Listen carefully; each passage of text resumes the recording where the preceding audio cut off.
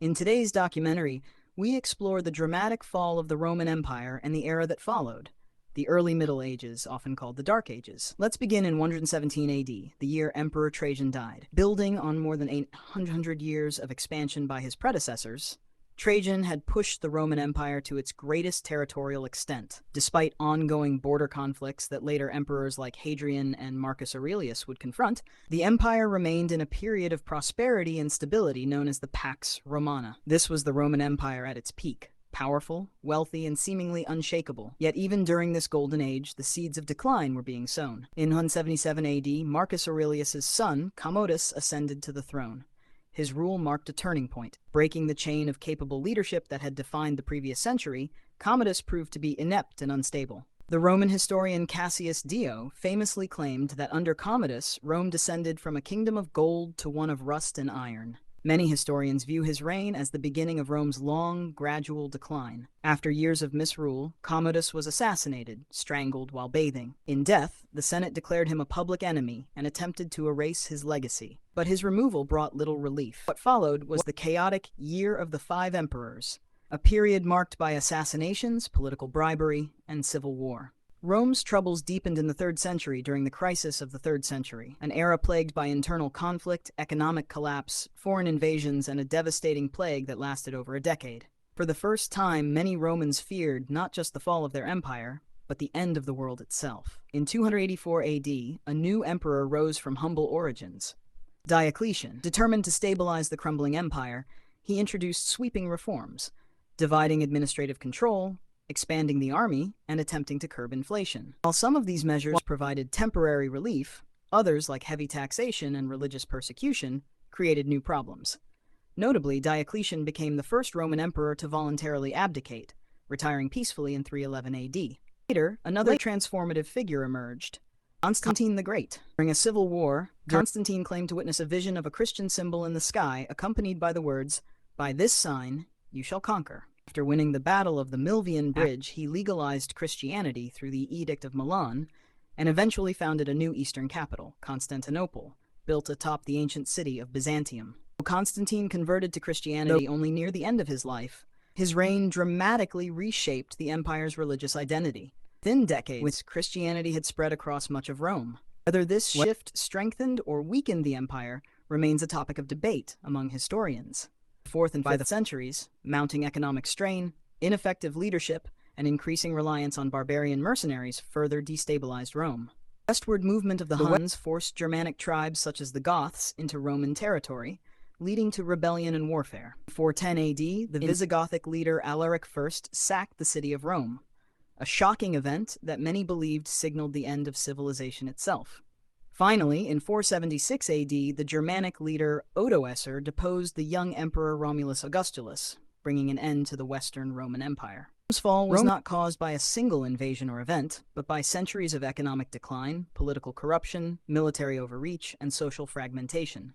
As imperial authority faded, Europe entered the early Middle Ages, a time often labeled the Dark Ages. While society regressed in some ways, this period was far from empty or stagnant. Kingdoms emerged in former Roman territories, including those established by the Visigoths, Franks, Ostrogoths, Anglo-Saxons, and Burgundians, many of which preserved and adapted elements of Roman governance and culture.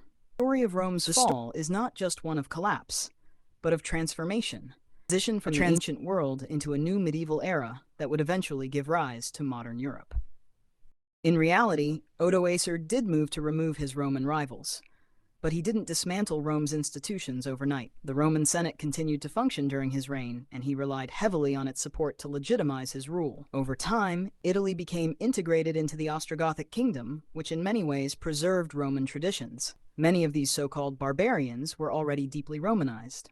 They spoke forms of Latin that would eventually evolve into languages like French, Italian, and Spanish. Most also practiced Christianity, often in the form of Arian Christianity, which differed somewhat from the Catholic Christianity of Rome. Even so, Arian Christians in Italy still showed strong respect for the Catholic Church centered in Rome. Some historians argue that Rome never truly vanished, but instead endured through the Latin-speaking Catholic Church. During the 6th century, the Franks expanded westward from what is now Belgium into modern-day France. Their leader, Clovis I, united the Frankish tribes and laid the foundations for both the future nation of France and the Merovingian dynasty. He ruled from Paris, a city that remains France's capital today. Clovis's conversion to Christianity made him one of the first northern Germanic kings to embrace the faith, accelerating the spread of Catholicism across Europe.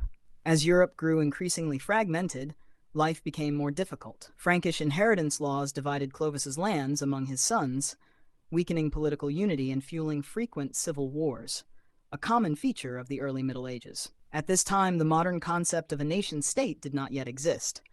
Kingdoms were often viewed as the personal property of their rulers. Although post-Roman Europe retained elements of Roman governance, its infrastructure and trade networks deteriorated rapidly. Once a hub of commerce, the Mediterranean world became fragmented as roads fell into disrepair and travel grew dangerous. Many people fled cities for rural estates, entering into agreements with landowning aristocrats for protection in exchange for labor, an arrangement that would gradually evolve into medieval feudalism. In the centuries after Rome's fall, literacy declined sharply. In much of Europe, only about 1% of the population, mainly clergy, could read. Population levels dropped, forests reclaimed abandoned lands, and Roman ruins were scavenged for building materials.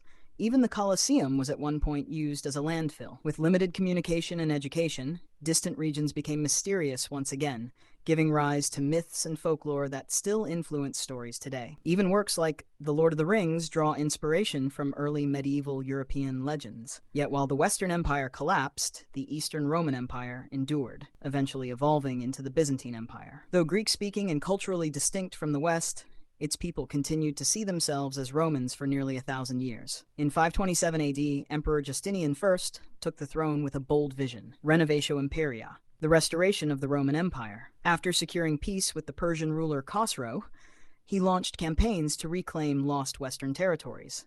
His general Belisarius swiftly defeated the Vandals in North Africa, but the war against the Ostrogoths in Italy dragged on for 2 decades, devastating the region. The city of Rome itself was sacked multiple times during these conflicts. Then came catastrophe, the plague of Justinian, one of history's deadliest pandemics, which wiped out a massive portion of the Byzantine population. Though Justinian survived, the empire was permanently weakened. Despite remarkable achievements in law, art, and architecture, including the construction of the Hagia Sophia, Byzantium lacked the strength to fully restore Rome's former glory. In the 7th century, new challenges emerged as Arab followers of Islam rapidly expanded across former Byzantine and Persian lands. By 700 AD, the Umayyad Caliphate stretched from North Africa to Afghanistan, ushering in the Islamic Golden Age while much of Western Europe remained politically divided. Meanwhile, in the Frankish realm, power shifted from the Merovingians to the Carolingians. In 732, Charles Martel halted Muslim expansion into Western Europe at the Battle of Tours. His grandson, Charlemagne, would later unite much of Western Europe, promote Christianity,